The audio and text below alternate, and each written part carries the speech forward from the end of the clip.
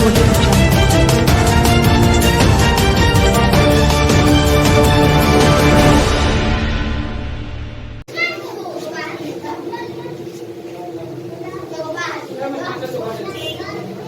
पहले तो मैं बता दूं कि आप हमारे यहाँ पे आए, मैं आपका मनपूर्वक अभिनंदन करना चाहते हैं।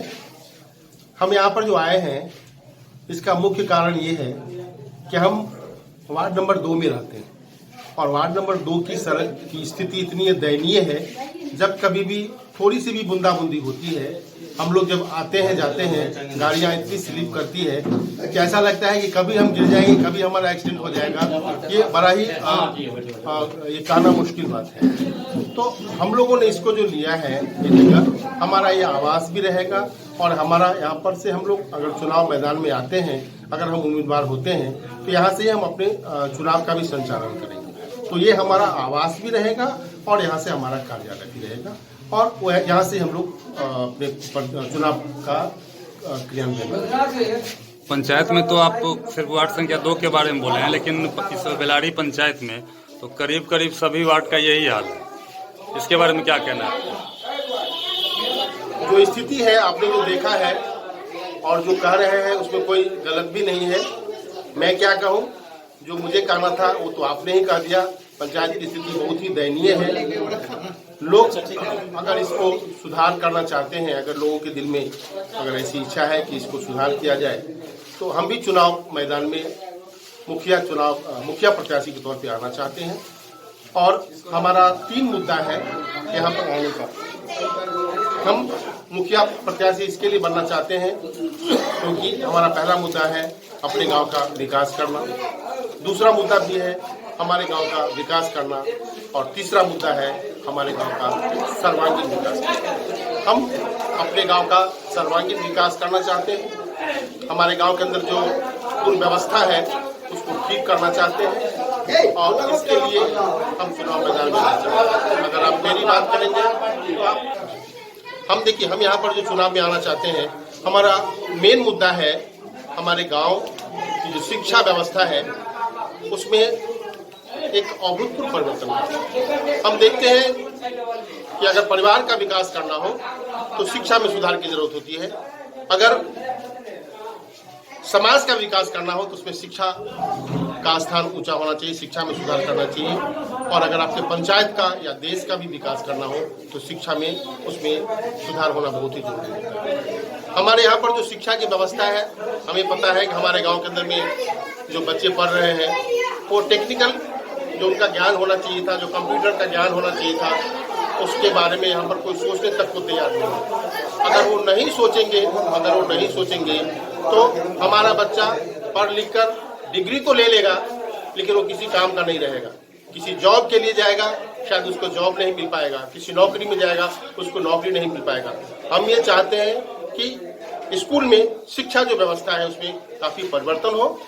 हम बच्चों को एक ऐसी शिक्षा देना चाहते हैं कि लोग गवर्नमेंट स्कूल से जो दूर भागते हैं, प्राइवेट स्कूल में जाते हैं। हमारी इच्छा है कि मैं स्कूल में ऐसा परिवर्तन करूं कि वो प्राइवेट स्कूल वाले भी सरकारी स्कूल में आए और एक समय आएगा कि जब हम लोग वो परिवर्तन करेंगे, एक बढ़िया शिक्षा व्यवस्था होगी तो हमारे गांव से IAS भी होगा, IPS भी होगा, हमारे गांव से CA भी होगा, चार्टर्ड अकाउंट भी बनेंगे, हमारे गांव से एडवोकेट भी बनेंगे, बड़े बड़े ऑफिसर भी बनेंगे। जब तक हम शिक्षण व्यवस्था में सुधार नहीं कर सकते हैं तो दूसरे किसी भी चीज में सुधार करने के बाद में हमारे गांव का भला नहीं हो सकता है। और हमें ये भी पता है कि आज तक जिन्होंने भी हमारे गांव को संभाला है, कोई शिक्षण व्यवस्था को देखने के लिए तैयार तक नहीं है। लोग कभी आते हैं, कभी जाते हैं। शिक्षा व्यवस्था में हमको क्या करना चाहिए, शिक्षक हमें किस तरह से पढ़ाते हैं और हमें कैसा पढ़ाना चाहिए, हमारे बच्चे को कैसे तालीम देनी चाहिए, इसके बारे में कोई सोचने के लिए तैयार नहीं है।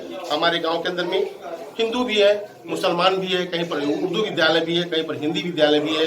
चाहे जो भी विद्यालय हो, चाहे जो भी उच्च विद्यालय हो, हम हर एक विद्यालय में कंप्यूटरीकृत शिक्षा की व्यवस्था करना चाहते हैं, जहां से पढ़ने के बाद में बच्चों को एक बढ़िया जो चाहते हैं एक उच्च शिखर पे जाना, उस रास्ते को हम यहाँ पे आप खोलना चाहते हैं, उस रास्ते को हम लोग बनाना चाहते हैं। ये हमारा मेन उद्देश्य है और इसके लिए हम यहाँ पर आना चाहते हैं कि शिक्षा व्यवस्था यहाँ पर बढ़िया हो। देखिए, परदेसी बाबू वो कहते होंगे जिन्हें इस शब्द का मूल मतलब ही पता नहीं होगा। प्रदेश का अगर संधि विच्छेद करते हैं तो परदेश होता है, पर मतलब दूसरा और देश मतलब दूसरा। हम किसी भी दूसरे देश से नहीं आए हुए हैं, हम बेलारी के मूल निवासी हैं।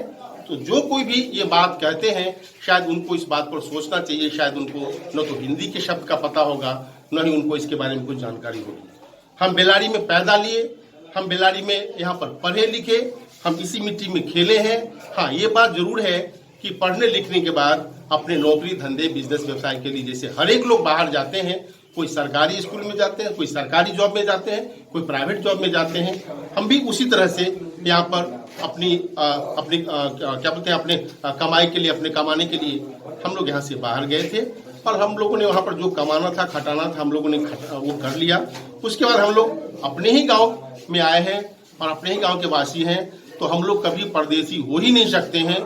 जिस किसी ने भी ये क्वेश्चन किया होगा, उन्हें इस बात को खुद अंदाजा करना चाहिए या उनको पूछना चाहिए या उनको पता होना चाहिए कि प्रदेश का मतलब विदेश होता है, हम परदेशी नहीं हैं। हाँ, ये बात अगर वो कहते थे कि वो पर प्रांत गए हुए थे तो एक मानने की बात थी, लेकिन जो परदेशी की बात अगर करते हैं तो निश्चित रूप से मैं कहूँगा कि वो एक शिक्षित व्यक्ति हो ही नहीं सकते हैं। उनमें शिक्षा का बहुत ही बड़ा अभाव है, उनको जाकर पहले स्कूल में पढ़ना चाहिए। बहुत बहुत धन्यवाद आपको ये सवाल पूछने के लिए।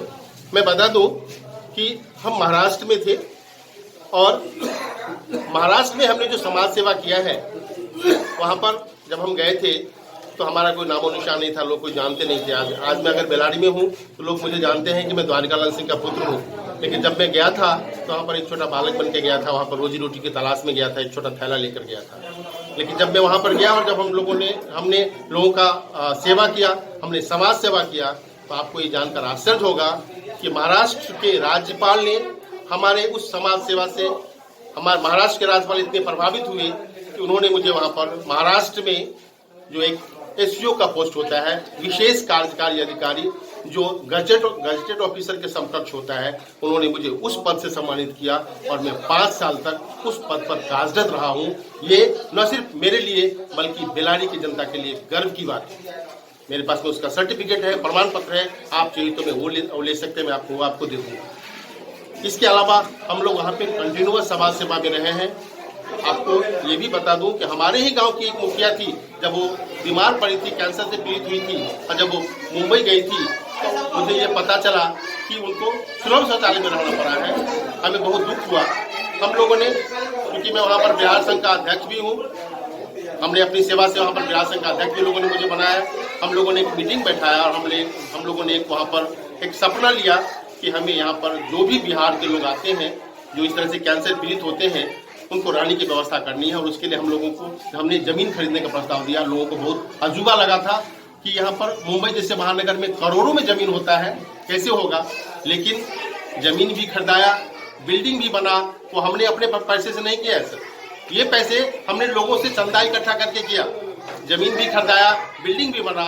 और आज आपको इस बात का बहुत फख्र होगा कि आज वहाँ पर जब लोग जाते हैं, बिहार के लोग जब जाते हैं और हम लोगों से संपर्क करते हैं वहाँ पर, तो उनको हम लोग वहाँ पर जो रखते हैं, जो कैंसर पेशेंट होते हैं, बिना पैसे का हम लोग उनको बेड देते हैं, सामान रखने के लिए कपाट देते हैं, पंखे देते हैं, बिजली देते हैं, बाथरूम देते हैं, गेट पर वॉचमैन देते हैं, इसके साथ साथ खाना बनाने के लिए गैस भी देते हैं। ये व्यवस्था हम लोगों ने मुंबई जैसे महानगर में किया है। और आपके टीवी के माध्यम से मैं कहूँगा कि कोई भी, न सिर्फ बेलारी बल्कि पूरे बिहार के कोई भी लोग अगर इस तरह से पीड़ित होते हैं और अगर वो मुंबई में जाते हैं कैंसर का इलाज कराने के लिए, अगर उनके पास में रहने का असुविधा होगा, तो मेरा नाम राजाराम सिंह है। आप हमसे भी संपर्क कर सकते हैं, हमारे लोग से भी संपर्क कर सकते हैं। हम आपका वहाँ पर फ्री ऑफ कॉस्ट में व्यवस्था करवाएंगे, आप वहाँ पर जाके रहेंगे। ये हमने वहाँ पर समाज सेवा किया है जो आपके सामने में टीवी स्क्रीन पे देखा। इसके अलावा भी हमने बहुत सारे समाज सेवाएं की है। हमने सरस्वती पूजा वहाँ पर शुरुआत करवाया। जब हम लोग गए थे उस समय वहाँ पर सरस्वती पूजा नहीं होता था महाराष्ट्र के अंदर में। हम लोगों ने सरस्वती पूजा बड़े लेवल पे वहाँ पर किया। हम लोग दुर्गा पूजा चालू किए, हमने छठ पूजा चालू करवाया। एक नहीं, हम जब गिनाएंगे तो शायद शाम से सुबह हो जाएगा। इतने सारे हमने वहाँ पर सामाजिक और धार्मिक कार्यक्रम को वहाँ पर हमने शुरुआत किया है, श्री गणेश किया है जो आज जोड़